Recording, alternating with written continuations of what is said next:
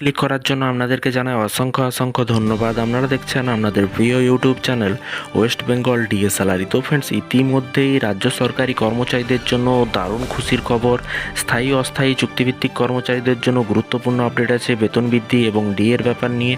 তো দেখতেই পাচ্ছেন এখানে বলেছে কিন্তু হেডলাইনে বেড়েছে কিন্তু ডিএ, তবুও কিন্তু কপাল খোলেনি সরকারি কর্মচারীদের সরকারি দিনমজুরদের বকেয়া রোজগার টাকা কারণ কি, এইসব পয়েন্ট নিয়ে কিন্তু কথা হবে। কি বলা হয়েছে চলুন দেখে নেওয়া যাক। আজকে নিউজটি প্রকাশিত হয়েছে। এখানে বলা হয়েছে কেন্দ্রীয় হারে ডিএ বৃদ্ধির দাবি জানিয়ে দীর্ঘদিন ধরে আন্দোলন করে চলেছে এই রাজ্যের সরকারি কর্মচারীরা। বকেয়া মহার্ঘ ভাতা প্রদান করার দাবি উঠেছে কিন্তু বারবার। এরই মধ্যে সরকারি দপ্তরে কর্মরত কিন্তু দৈনিক মজুরি প্রাপ্ত কর্মচারীরা বর্ধিত মজুরি পাচ্ছেন না বলে কিন্তু অভিযোগ। প্রত্যেকবার মহার্ঘ ভাতা বৃদ্ধি করা হলেও কিন্তু মজুরি বাড়ানো হয়। মহার্ঘ ভাতা বৃদ্ধি করা হলেও কিন্তু মজুরি বাড়ানো হয়। এরই পাশাপাশি পশ্চিমবঙ্গ সরকার মজুরি বাড়ালেও কিন্তু দিনমজুরি হিসেবে যারা কাজ করেন তারা সেই বর্ধিত মজুরি পাচ্ছেন না সরকারি কর্মচারীদের একাংশের কারণে। উল্লেখ্য, গত বছর কিন্তু অর্থাৎ 2023 সালে মার্চ মাসে পরপর 3 দফায় মহার্ঘ ভাতা বৃদ্ধি করে 11% এবং অবসরপ্রাপ্ত সরকারি কর্মচারী সেই সুবিধা পেয়েছেন। সেই সময় দিনমজুরদের দৈনিক আয় 17 টাকা করে বৃদ্ধি করা হয়েছিল। এরপর কিন্তু চলতি বছরের জানুয়ারি মাস থেকে কিন্তু মহার্ঘ ভাতা বৃদ্ধি করে রাজ্য সরকার এবং সরকারি কর্মচারীদের 4% ডিএ বৃদ্ধি করার পাশাপাশি কিন্তু 22% মজুরি বৃদ্ধি পায়।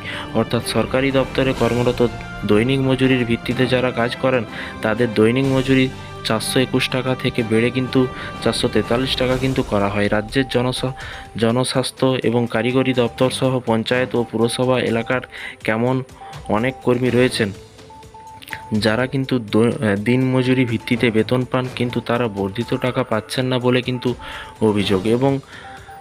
এবং পাম্প এবং অপারেটর সংগঠন এমনই কিন্তু অভিযোগ করেছেন। এর পিছনে দায়ী এক শ্রেণীর ঠিকাদার এবং আমলারা। এবং সংগঠনের উপদেষ্টা মনোজ চক্রবর্তী এবং প্রসঙ্গে বলেন যে দপ্তর এই দুটি ক্ষেত্রে মজুরি বৃদ্ধির আদেশনামা বার করলেও কিন্তু দুর্ভাগ্যবশত কিছু ঠিকাদার এবং এক শ্রেণীর আমলার নিষ্ক্রিয়তার জন্য কিন্তু তা এখনও পর্যন্ত কার্যকর হয়নি। এই নিয়ে দপ্তরের মুখ্য ইঞ্জিনিয়ারের কাছে কিন্তু অভিযোগ জানানো হয়েছে। গত 6 জুন রাজ্য সরকারের নির্দেশিকায় কিন্তু জানিয়েছে যে 1 জানুয়ারি থেকে কিন্তু বৃদ্ধি পাওয়া 22 টাকা হারে কিন্তু সকল কর্মচারীদের বেতন বৃদ্ধি করতে হবে। এরই পাশাপাশি বলা হয়েছে, দেখতে পাচ্ছেন কিন্তু অভিযোগ তার আগে বৃদ্ধি পাওয়া ওই 17 টাকা এখনও পাচ্ছেন দিনমজুররা। এবং জানুয়ারি মাসে যে টাকা বৃদ্ধি করা হয়েছে তা তো এখনও চালুই হয়নি। এপ্রিলের মহার্ঘ ভাতা বৃদ্ধির সময় কিন্তু 12 টাকা মজুরি বৃদ্ধির নির্দেশিকা জারি হলেও সেই টাকাও পাচ্ছেন না। দপ্তরের মন্ত্রী পুলক রায় বলেন যে বিষয়টা আমরা দেখেছি, কতদূর সমাধান করা যায় সেটাও দেখছি। তো ফ্রেন্ডস, দেখা যাক দিনমজুরি যারা কাজ করছেন স্থায়ী অস্থায়ী চুক্তিভিত্তিক কর্মচারীরা তাদের কিন্তু বেতন বৃদ্ধি করতে চলেছে অনেক।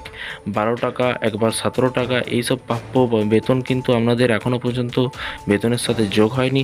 দেখা যাক কবে সরকার এই বেতনটা কিন্তু বৃদ্ধি করে। তো যখনই নতুন আপডেট আসবে অবশ্যই আপনারা এই চ্যানেল থেকে পাবেন। চ্যানেলটিকে সাবস্ক্রাইব করে পাশে থাকা বেল আইকনটিতে প্রেস করে রাখবেন নতুন নতুন আপডেট পাওয়ার জন্য। ভালো থাকবেন, সুস্থ থাকবেন এবং নিজের খেয়াল রাখবেন। Thank you.